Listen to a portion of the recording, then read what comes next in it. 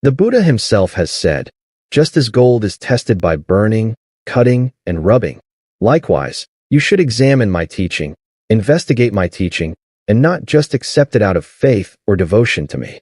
So this is what the Buddha himself has said, that you do not have to take my words without doing any investigation.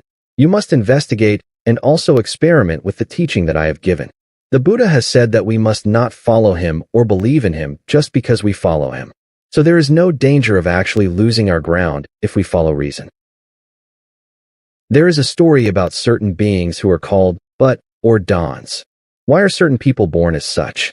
It is said that they were monks who were very good at debate, but were not so tamed mentally, and because of their pride, after death, they were born as spirits.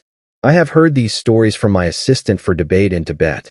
They told me that during their evening prayer sessions, when the monks gather, they cannot cover their heads with their capes because there are these dons who sometimes attend such prayer sessions. When I studied the text commentary by the Fifth Dalai Lama, at some point he said that there are dons. The word don means a good throat, but it is a reference to a donkey. So a donkey wearing the hide or fur of a lion refers to those lamas or people who fill the land of Tibet.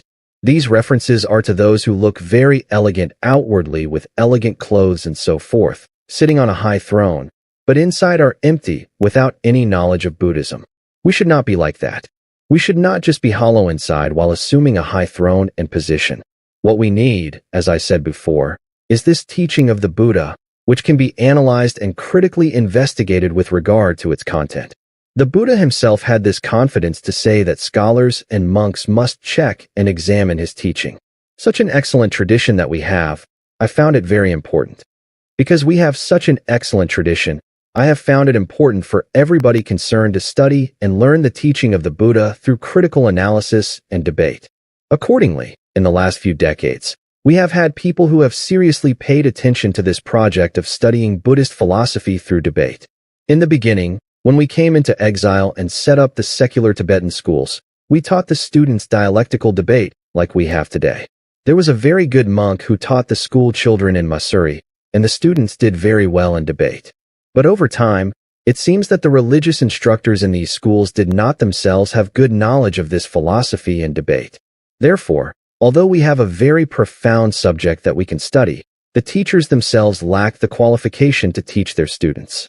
So there was a generation of Tibetan children who did not have much understanding of Buddhism, and they also did not have much experience or knowledge about how to discipline one's mind and bring about transformation within.